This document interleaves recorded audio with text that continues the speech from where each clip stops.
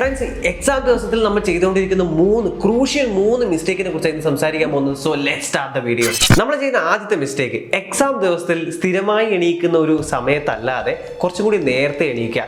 2 മണിക്ക് 3 മണിക്ക് 4 മണിക്ക് എണീച്ചിട്ട് കുത്തിയിരുന്ന് പഠിക്കുക എന്നുള്ളത് ഇത് നമ്മൾ ചെയ്യുന്ന ഏറ്റവും വലിയ മിസ്റ്റേക്കാണ്. ഇങ്ങനെ ചെയ്യുന്ന പ്രധാനപ്പെട്ട ഒരു പ്രശ്നം എന്ന് വെച്ചാൽ, നമ്മൾ എക്സാം ഹാളിൽ പോയി കഴിഞ്ഞാൽ നമുക്ക് നല്ല രീതിയിൽ ഉറക്കം വരും, നമ്മുടെ ബോഡി നല്ലോണം ടയേർഡായിരിക്കും, പിന്നെ നമ്മൾ പഠിച്ചതെല്ലാം മറന്നു പോകും.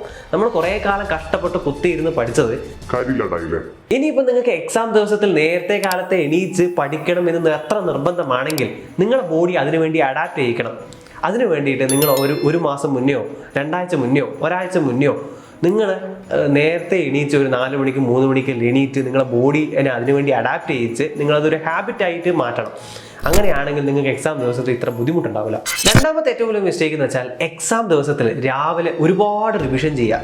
അത് ഏറ്റവും വലിയൊരു മിസ്റ്റേക്കാണ്. എന്തുകൊണ്ടെന്ന് വെച്ചാൽ, ഈ റിവിഷൻ ചെയ്യുന്ന സമയത്ത് നമുക്ക് ഈ ചെറിയ ചെറിയ ടോപ്പിക്കെല്ലാം നമുക്ക് ഓർമ്മയില്ലാത്ത ഒരു ഫീലിംഗ് എല്ലാം ഉണ്ടാവും. ഇത് നമ്മൾ പാനിക്കാക്കും, എക്സാമിന് ഒരുപാട് ഡിഫിക്കൽട്ടീസ് ഉണ്ടാക്കും.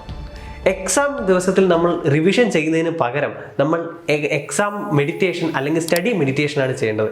ഈ സ്റ്റഡി മെഡിറ്റേഷൻ എന്ന് വെച്ചാൽ, നമ്മളൊരു സ്ഥലത്ത് ശാന്തമായി ഇരുന്ന് കണ്ണടച്ച് നമ്മളിങ്ങനെ ഓരോ ചാപ്റ്റേഴ്സിലേക്കും ഇങ്ങനെ യാത്ര ചെയ്ത് പോവുക.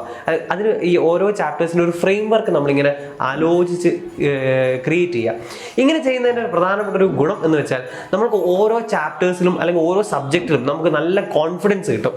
ഈ കോൺഫിഡൻസ് കിട്ടിക്കഴിഞ്ഞാൽ നമുക്ക് എക്സാം അടിപൊളിയായിട്ട് എഴുതാൻ പറ്റും, ഒരു നല്ല മാർക്ക് നമുക്ക് കിട്ടും എന്നുള്ളൊരു മോട്ടിവേഷൻ തന്നെ നമുക്ക് കിട്ടും. പിന്നെ നമ്മൾ ചെയ്യുന്നൊരു മൂന്നാമത്തെ മിസ്റ്റേക്ക് എന്ന് വെച്ചാൽ, എക്സാം ദിവസത്തിൽ സ്കൂളിലെത്തിയാലോ അല്ലെങ്കിൽ എക്സാം ഹാളിൽ എത്തിക്കഴിഞ്ഞാൽ ഉടനെ നമ്മൾ കൂട്ടുകാരോടൊത്ത് കുറേ എക്സാമിനെ പറ്റി സംസാരിക്കും. ആ ടോപ്പിക് പഠിച്ചോ, ഈ ടോപ്പിക് പഠിച്ചോ, അത് പഠിച്ചോ, ഇത് പഠിച്ചോ.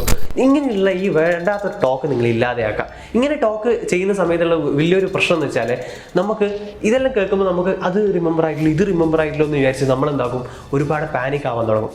പാനിക് ആയി കഴിഞ്ഞാൽ എക്സാമിന് നമുക്ക് പിന്നെ പേടി വരാൻ തുടങ്ങും, എക്സാം വൃത്തിക്ക് എഴുതാൻ പറ്റാത്തൊരവസ്ഥ വരും.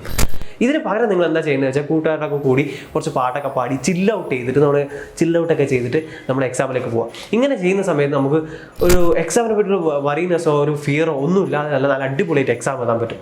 ഓക്കെ, അപ്പോൾ ഇന്നത്തെ ഈ വീഡിയോയിൽ എനിക്ക് ഇത്രയും സംസാരിക്കാനുള്ളൂ. അപ്പോൾ എക്സാം എല്ലാവർക്കും നല്ലതാവട്ടെ, അടിപൊളി, എല്ലാവർക്കും നല്ല മാർക്ക് ഉണ്ടാവും, എല്ലാവരും അടിപൊളിയായിട്ട് എക്സാം നല്ല വൃത്തിക്ക് എഴുതുന്നത് എനിക്കറിയാം. സോ വീണ്ടും സന്ധിക്കും വരെ വണക്കം.